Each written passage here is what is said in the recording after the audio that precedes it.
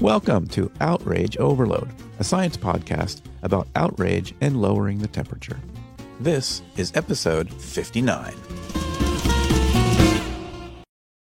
So I have to admit something. A little while back, I was a guest on another podcast, and during the conversation, the host asked me about cultivation theory. And I had this moment of near panic. I had to admit I wasn't aware of it. After the show, I looked it up, and pretty quickly I thought, okay, this seems really important. How have I not heard of this before? I mean, I've spent years now researching and talking about media effects, polarization, and the outrage industry, and yet somehow cultivation theory had slipped past me.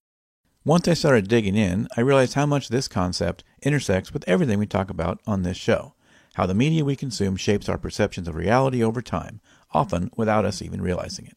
It's about how the stories we're surrounded by don't just entertain us, they subtly shape the way we see the world, what we fear, what we expect, and even how we think about each other.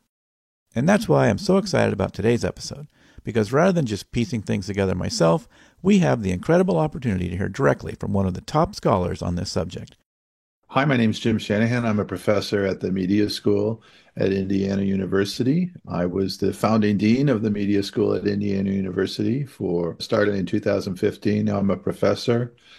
And this year I'm also a fellow at the Siegel Center for Academic Pluralism in New York City, which is part of the Heterodox Academy.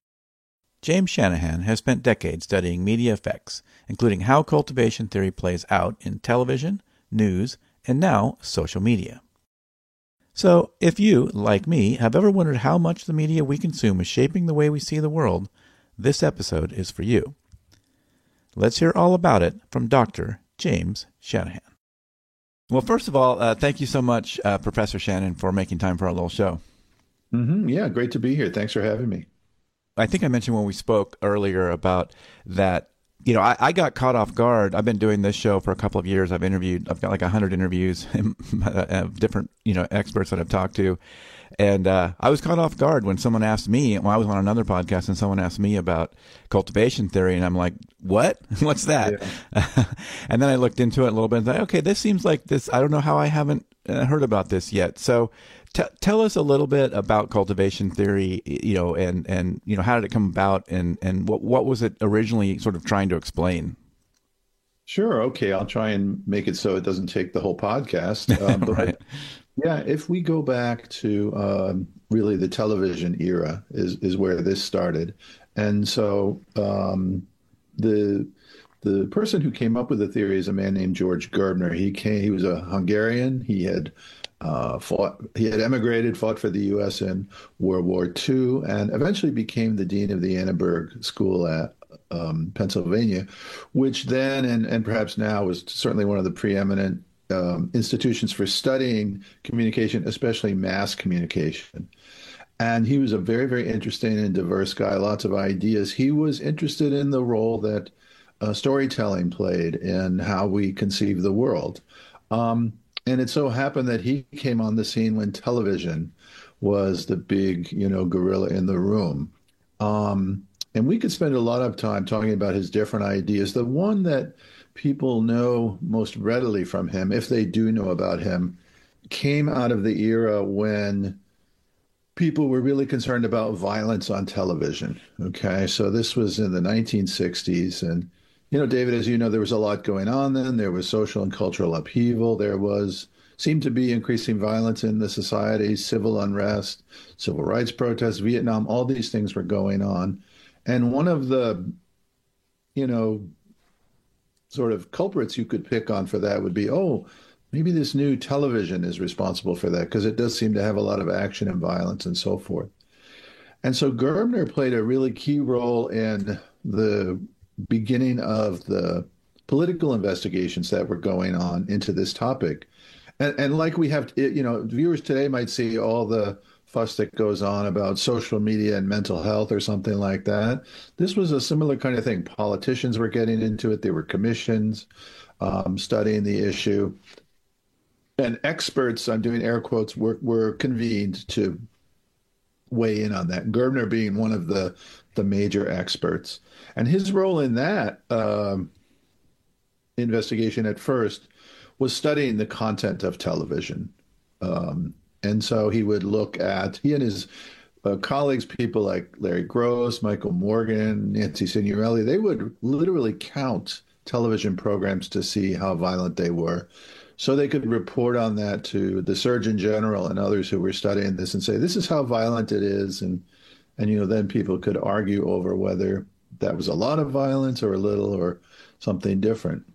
Where cultivation came in, and I'm telescoping and compressing a lot here, was given that Gerbner and his crew thought that television was a fairly violent medium at the time, again, in the 60s we're talking about, mid to late 60s, given that they thought it was a fairly violent medium, they then asked, okay, well, would there be any effect of this violence on folks? The predominant social scientific approach at the time was thinking, well, maybe people will imitate the violence they see. So if I see a bunch of violence, it'll make me more violent. And Gerbner was different. He was more interested in the narrative impact of it and the lesson of it. So as just like a simple example of cultivation, and then we could discuss this idea more as we go along, he and colleagues came up with the observation that if you were a heavier viewer of violence, you'd see more violence than what a lighter viewer would see, or in the real world, for sure. That would tend to lead you to think that the world is perhaps a more violent place than it really is, and that you would then base attitudes and possibly actions on that. And they called this the mean world syndrome. That was the moniker that stuck for that. Mean world syndrome, meaning if I'm a heavier viewer of television, I'm more likely to be mistrustful of other people or to be afraid to walk in my neighborhood and so forth. So Gerbner had begun his content investigations in the late 60s, and they started doing cultivation. It's called cultivation because the idea was that this is something that is nurtured over a period of time. So instead of just like imitating something you saw on a program some night in a copycat way, no, this is more a question of growing up with television, to quote the title of one of their articles. And hence the cultivation is like, rather than a direct impact, the idea is that this is kind of like an atmosphere we're growing up in, or the water that the fish swims in, if you will, hence the term cultivation. And so where did you take that research in your work? Well, that's an interesting question. Well, I mentioned some of Gerbner's colleagues earlier. Larry Gross was his original collaborator. Michael Morgan was a younger collaborator with Gerbner at the time. When he left Annenberg, and he had done lots of research on different aspects of these topics, he went to UMass Amherst and became my doctoral advisor. So Michael was my advisor back in the late 80s, actually, quite a while ago. And so there are definitely generations of people who have been looking at this question. Where I took it was in some interesting directions. I think, number one, I looked at the issue of how television viewing was related to political attitudes like authoritarianism. The logic there being that if you were a heavier viewer of television, and especially if you think of, the fictional programming that Gerbner was most interested in, so if you had a heavier diet of exposure to crime, you're also being exposed to people who police or other authorities who solve crimes in authoritarian ways, let's just put it that way, if not, of course, outright violent ways as well. So I looked at the question of television and its relationship to authoritarianism. We did that. I did that early on in Argentina with Michael. One of my early studies was with high school students. We've looked at it later now, more recently, as we're getting into this era where we kind of replicate studies we had done earlier with people who support or don't support Donald Trump. The other area that I did a lot of cultivation work with had to do with environmentalism. That was kind of like a different branch, I guess. The idea there was that a lot of folks were saying, now we're in this period when the media are really going to make us environmentally aware and sensitive. And I took a little bit of a contrarian approach by thinking, is commercial television really the thing that will turn us into environmentalists? So there was cultivation work there. But I mean, you should know that there are many folks doing this with all kinds of different topics. So there's tons of different topics. And then, of course, the media system has changed over the years too. So now it's also expanded to some degree beyond just television. Yeah, so I was well, and even in television, it seemed like it was initially kind of focused on entertainment media, and do you think these same principles apply to kind of news media? Well, yeah, I mean that's been a perennial question. You know, Gerbner's approach definitely was to focus on the fictional entertainment piece. And he often resisted attempts when people said, I want to study a particular genre. Because he said, no, no, you really got to look at the whole system to understand what's going on. But despite his objections, you know, people kind of ignored that, I guess, over the years, he would say. And there have been cultivation studies with news for sure. The question overall of like, you know, I'm the one thing I take out of your question is fictional television for sure are fictional stories. News are also stories. They often have a lot of fictional components to them, if you think about it, even if they're not outright false, although sometimes they are false as well. So, in principle, I have really no objection to seeing the news as a stream of stories in the same way we would see your primetime uh, diet as a stream of stories. And Gerbner, you know, I think most people doing cultivation would agree with this. Um, and he, you know, you can make observations about the function of news in a television message system are just as important to think about as the fictional programs. And Gerbner and others working in this tradition would definitely tend, I think, to think that they often hang together functionally. And so, what you know, are there a few key findings in your questions about authoritarianism you can share with us? I mean, authoritarianism was something I was looking at with usually adolescents or high school students back in those days. This is now in the early 90s.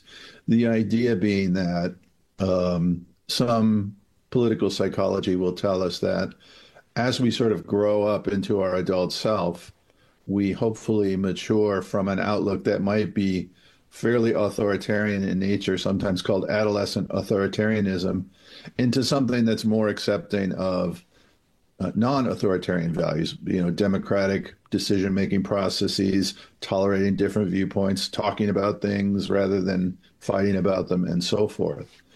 And the findings that I was looking at back then would suggest that, you know, I mean, the first thing I would say is with any of these cultivation studies, television is never like the big thing that just makes you into something or, you know, shapes your whole life. This is one, you know, variable amongst many.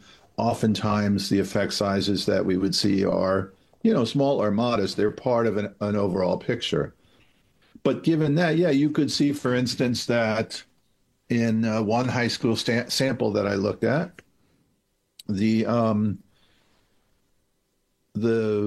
the almost the rate of progression, let's say from ninth grade to 12th grade, from that authoritarian outlook to a less authoritarian outlook, a more democratically supportive one, would be slower or in a sense retarded, held back amongst people who were heavier viewers.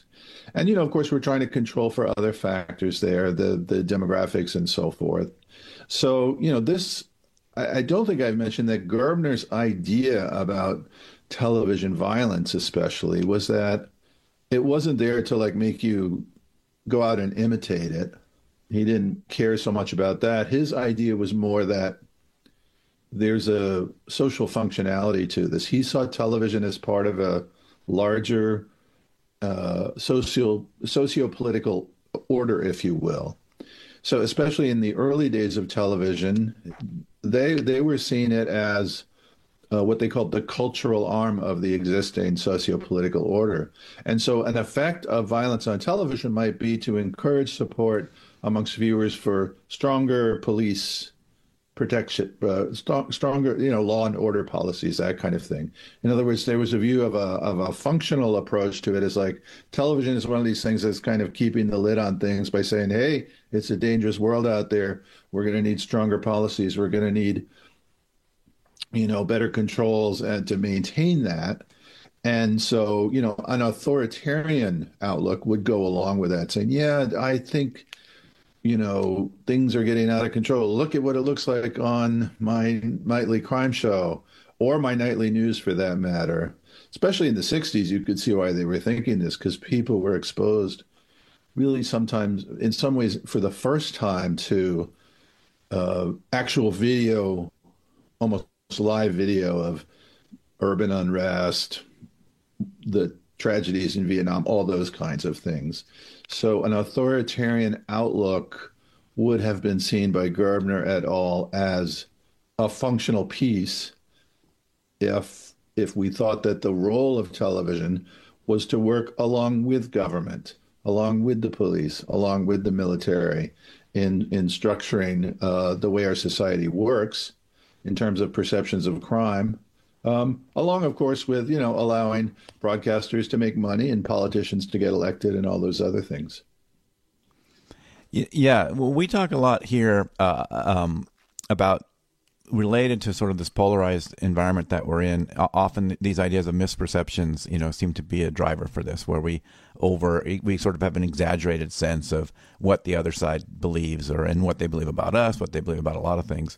And I got a little sense of that when you were talking about sort of the crime thing. There was like kind of an exaggerated perception of how bad crime was. So maybe in terms of this kind of outrage media world we're in, this highly polarized world we're in, I mean, maybe you can just kind of apply some of your research and thinking on that in that context. Yeah. Well, I think there are a lot of parallels here. I don't believe, first of all, that we are in exactly the same kind of media ecosystem that Gerbner started out with, but there's a lot of similar kinds of things going on. I'm just thinking of actually this summer, like my own experiences. Number one, my wife and I earlier in the summer, we're traveling to London for 6 weeks with students from IU. And you could see a lot of things on Twitter and so forth of crimes that are going on in London, and sort of in the genre of immigrants are out of control and the city is being taken over and so forth. And of course, a lot of the videos are real things that did happen in most cases. But it's natural to see that and go, whoa, maybe I shouldn't go to London, something like that. Well, anyway, we did go to London. Like any city, yeah, there's, some things that could happen that you need to be careful about. But in the end, we were like, well, we're really glad we went to London. And yeah, there was a sense that we probably got overstimulated, if you will, by those images. Then later this summer or fall, my wife was going to France with her friends. Same kind of pictures. Now without me, I'm like, oh, do I need to worry again?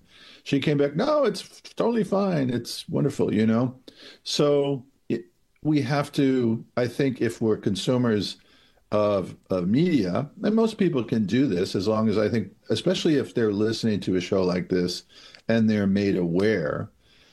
If you watch a single episode of a crime show and a bad crime happens in New York City, that doesn't mean that your chances of being involved in a crime like that in New York City are necessarily very high. In fact, they're pretty minuscule, right? Same logic as if you hear about a plane that crashes or any bad thing. But we do tend to be, I guess I would say, psychologically tuned to being perceptive of dangers that could come, especially for, places and things that we're not familiar with. Now, probably the thing that, is really different now between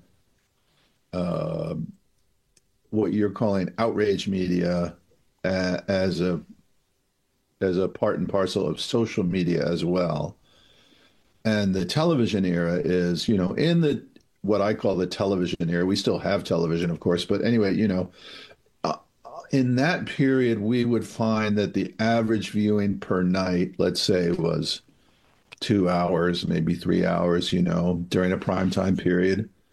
Sometimes more, sometimes less. That was it.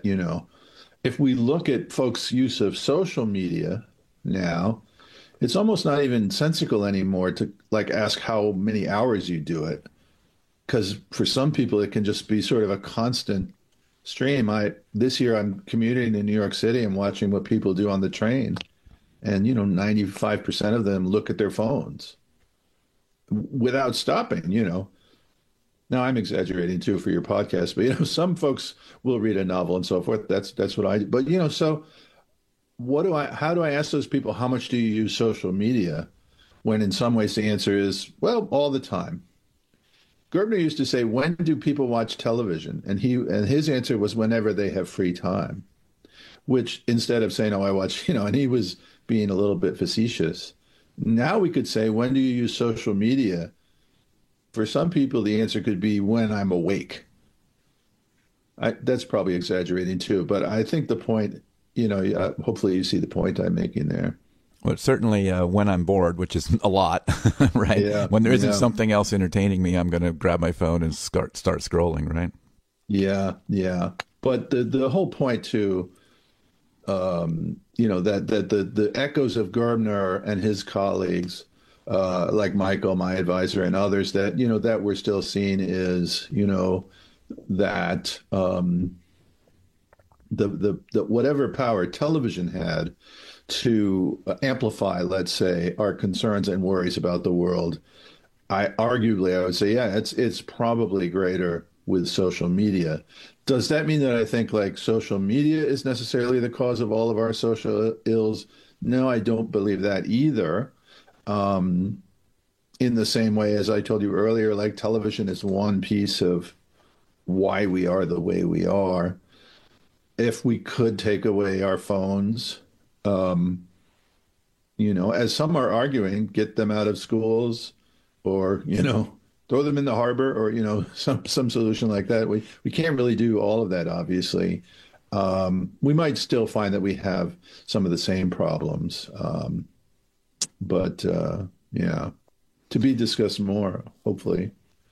Well, everybody is always looking for, it's probably one of the most common kind of questions and feedback that I get. Like, just tell me the one news source I can use that will always be trustworthy and unbiased. And it's like, yeah, it's not that hard, not that easy of a problem. There's nothing like that. And, this is a big challenge. That there's good journalism out there, but it's a heavy lift to kind of find it and identify it.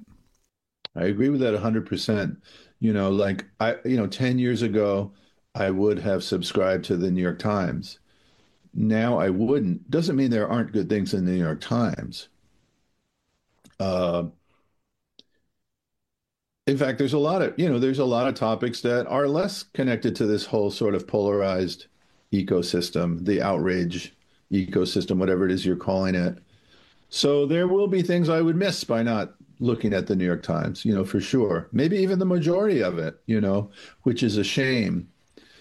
I think one thing that's really, over the years too, even more so than when Gerbner started looking at television, is that um, at least for elite journalism, they're really becoming more and more connected into the political power system itself. So when commentators you see, let's say on cable networks or also columnists, basically sort of have a revolving door out of having been the spokesman for the last president, and now they're on CNN, raises to me ethical questions like, am I going to get an objective view of this election from the guy who used to be, Obama's strategist? I mean, we'd call it a revolving door if people were going in and out of, let's say, a pharmaceutical company and government, or media for that matter.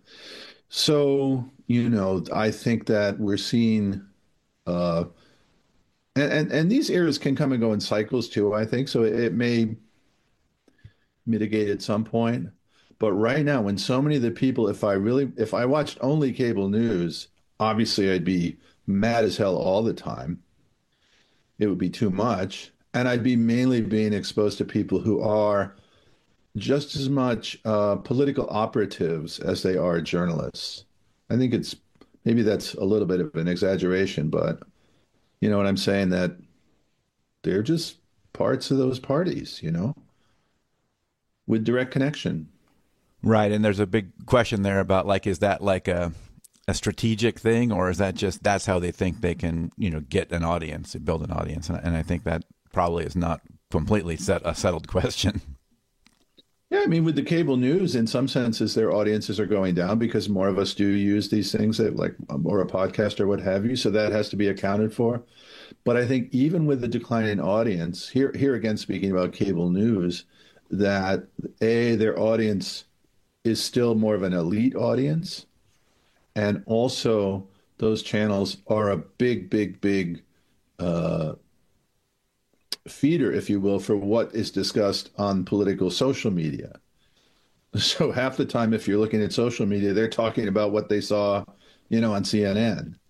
So their relevance, I think, is still very high. So it matters, what Jen Psaki says or whatever. If you're getting your political news still through Twitter or any of the other ones, even though their raw audience of people who actually are paying their cable bill, that's going down too, by the way, as you know, cord cutting and so forth, in favor of I'm going to now listen to, let's say, Megyn Kelly.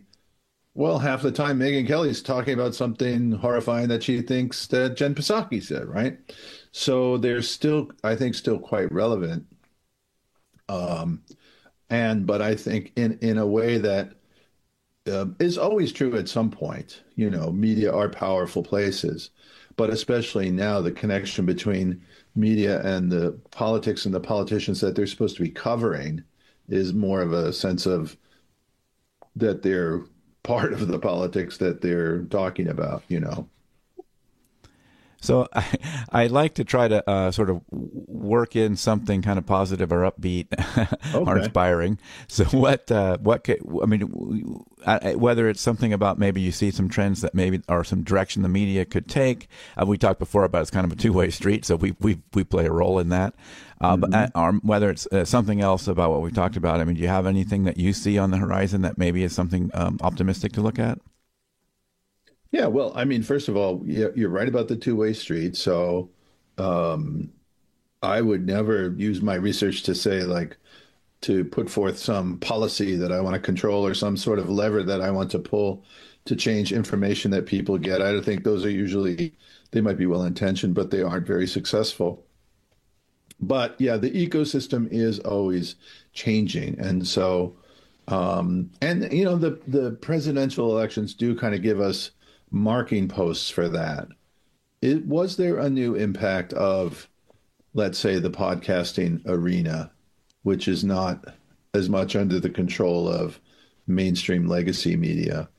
And certainly both Trump and Harris found it important to go on certain big podcasts, which 4 years ago they might have been roundly mocked for doing that. And undoubtedly, there'll be a time, I don't know if it'll be 4 years from now or 10 years from now or 40 years from now, when, cable news will have faded into the distance. Or where, look at how weird they were about the New York Times. Ha ha ha. That's not even here anymore.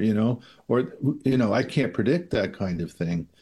But we definitely, on the positive ledger, we can go back through the history of media and see all the quite concerned reactions that people had about all of them: movies, radio, television, comic books, rock music, rap music, heavy metal music, devil music by Elvis, novels before that. Don't read novels. And these were all, some will call these moral panics, that to imply that, yeah, they got over it.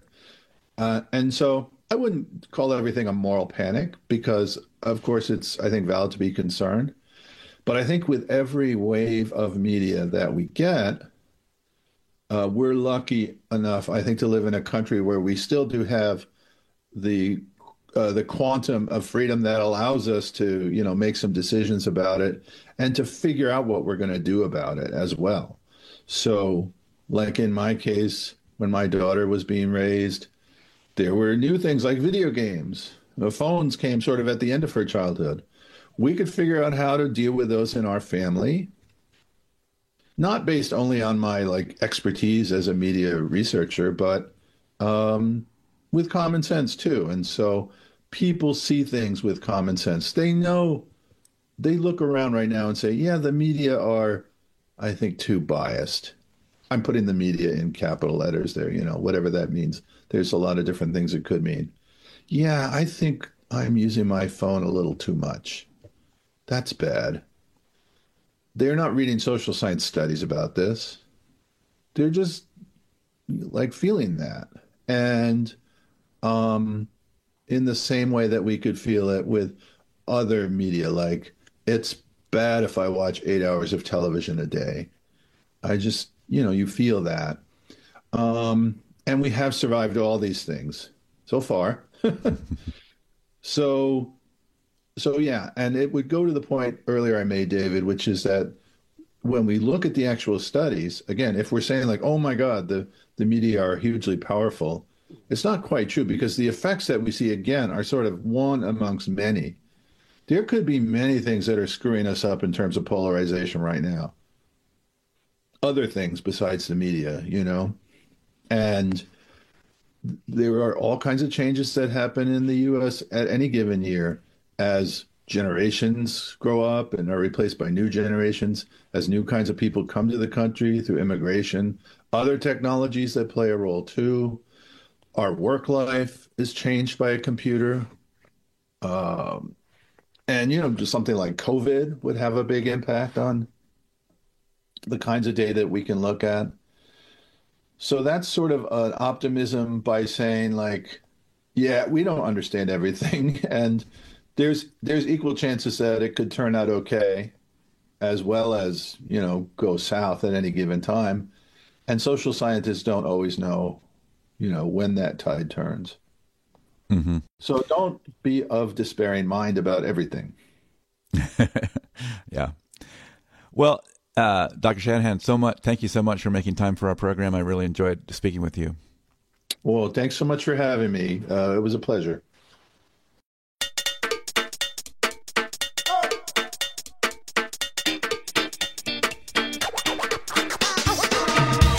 And that is it for this episode of the Outrage Overload podcast. For links to everything we talked about on this episode, go to outrageoverload.net. If you enjoyed this episode, if you found it interesting, please tell some friends about it. Post it to your social media. Better yet, text someone. Even better, talk to someone in real life. Tell them about this show. I really appreciate it. Okay, see you in a week or two.